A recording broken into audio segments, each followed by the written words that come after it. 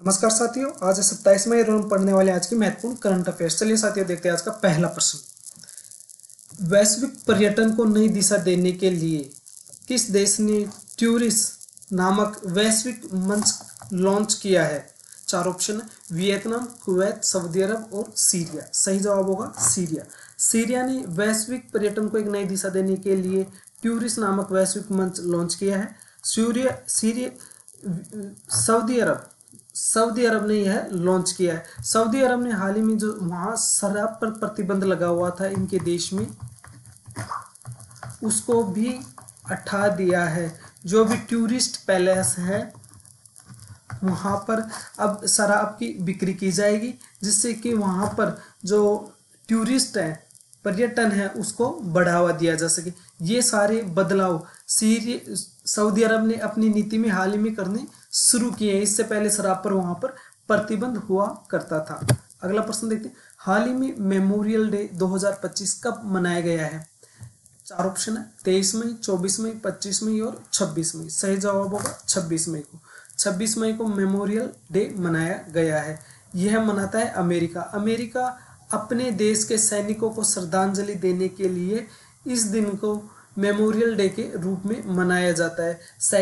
First world war में जो भी अमेरिकी सैनिक मारे गए थे उनको ये लोग श्रद्धांजलि देते हैं, उनकी टॉम जो होती है उनके ऊपर फूल चढ़ाते हैं। ऐसा करके ये इस दिन को मनाते हैं संयुक्त राज्य अमेरिका। पहले इस दिन को डेकोरेशन डे के रूप में जाना जाता था, क्योंकि जो टॉम्ब होती हैं शहीदों की, उनके ऊपर लोग फूल चढ़ाते थे, जिसके कारण वो सज जाती थी और इसीलिए उसको डेकोरेशन डे कहा जाने लगा था। बाद में इसका नाम बदल दिया गया। अगला प्रश्न देखते हैं साथियों, गूगल ने हाल ही में किस एआई आधारित 3D वीडियो संचार प्लेटफॉर्म को लॉन्च किया है? चार ऑप्शन है, Google advance, Google beam, Google hot, Google day. तो इस क्वेश्चन का सही जवाब हो जाएगा गूगल बीम। हाल ही में गूगल ने गूगल बीम का 3D एआई आधारित वीडियो संचार प्लेटफॉर्म लॉन्च किया है। इसके माध्यम से एक वर्चुअल, एक तरीके से वास्तविक, ज़्यादा रिलायबल और ऑथेंटिक और वास्तविक लगने वाला, रियल लगने वाला एक प्लेटफॉर्म बना दिया है, जिसकी वजह से दूर बैठे लोग भी ये इस तरह से बात कर सकेंगे जैसे कि वो एक दूसरे के आमने सामने ही हो। इसीलिए इस एआई आधारित 3D वीडियो संचार को गूगल ने बनाया है। इसका नाम गूगल बीम है। गूगल नई नई ऐसे आविष्कार करता रहता है। साथियों अब देखते हैं आज का अगला प्रश्न। भारत ने किस नाम से विश्व की सबसे उच्च रेजोल्यूशन वाली मौसम पूर्वानुमान प्रणाली लॉन्च की है? चार ऑप्शन है, भारत फोरकास्टिंग सिस्टम, संख्यात्मक मौसम पूर्वानुमान, गतिशील सांख्यिकी विधि, उपग्रह मौसम सेवाएं। तो इस क्वेश्चन का सही जवाब ऑप्शन ए है, Bharat forecasting system BFS, Bharat forecasting system launch किया है। यह विश्व की सबसे ज्यादा रेजोल्यूशन वाली मौसम पूर्वानुमान प्रणाली है। इसके माध्यम से भारत अब किसी भी जो प्राकृतिक आपदाएं हैं, घटनाएं या मौसम है, इससे जुड़ी हुई जो भी सारी जानकारी है वो एकदम सटीक तरीके से प्राप्त कर सकता है। और ये हाई रेजोल्यूशन का जो मौसम प्रणाली है वो एक बेहतरीन इसमें मदद करने वाली चीज है। इसका नाम है BFS यानी भारत फोरकास्टिंग सिस्टम। अगला प्रश्न देखते हैं साथियों, पंचायत उन्नति सूचकांक PAI 2.0 किसने लॉन्च किया है? चार ऑप्शन है, नीति आयोग, सुप्रीम कोर्ट, राष्ट्रीय राइट्स ऑफ, जिला न्यायालय। तो इस क्वेश्चन का सही जवाब हो जाएगा ऑप्शन सी, राष्ट्रीय राइट्स ऑफ। राष्ट्रीय राइट्स ऑफ ने नई दिल्ली में PAI जो पंचायत उन्नति सूचकांक 2.0 है, यह नई दिल्ली में लॉन्च किया है। अगला प्रश्न, विश्व का सबसे बड़ा रिन्यूएबल एनर्जी प्लांट कहां पर लगाया जा रहा है?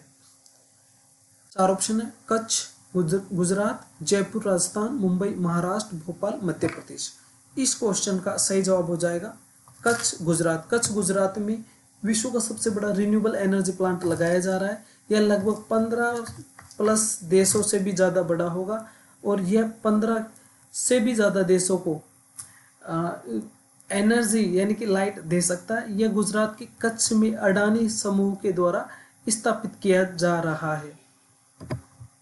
अगला प्रश्न, हाल ही में नीति आयोग की कौन सी बैठक हुई है? 4 ऑप्शन है, 7वीं, 8वीं, 9वीं और 10वीं। क्वेश्चन का सही जवाब होगा 10वीं।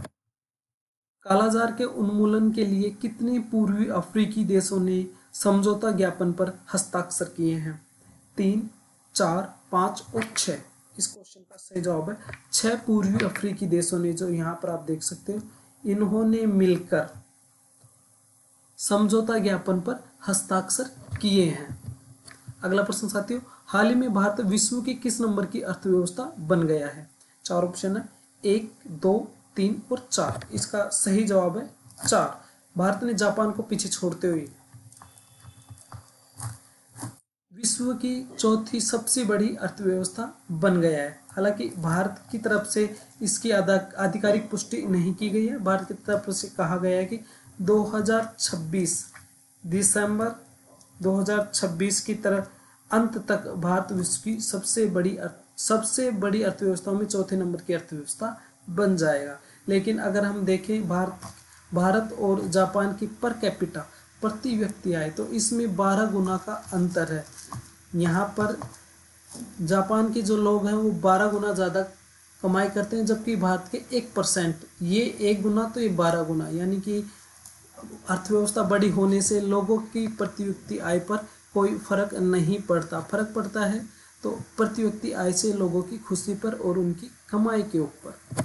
अगला प्रश्न, विंग्स इंडिया 2026 भारत के नागरिक उड्डयन क्षेत्र का द्विवार्षिक प्रमुख कार्यक्रम का आयोजन कहाँ किया जाएगा? 4 ऑप्शन है, रांची, हैदराबाद, पणजी और भोपाल। सही जवाब होगा हैदराबाद।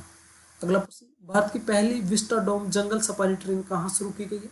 4 ऑप्शन है, राजस्थान, पंजाब, हरियाणा, उत्तर प्रदेश। सही जवाब होगा उत्तर प्रदेश में। साथियों, करंट अफेयर्स के सभी क्वेश्चन हमने कवर कर लिए। अपनी परीक्षा की महत्वपूर्ण तैयारी के लिए हमारे साथ बने रहिए। अगर आपको अपनी परीक्षा की महत्वपूर्ण तैयारी करनी है तो हमारे साथ बने रहे। इस चैनल को सब्सक्राइब कर लें और आपको PDF चाहिए तो हमारा टेलीग्राम चैनल ज्वाइन कर लें। अब मिलते हैं साथियों अगली क्लास में। तब तक के लिए जय हिंद, जय भारत।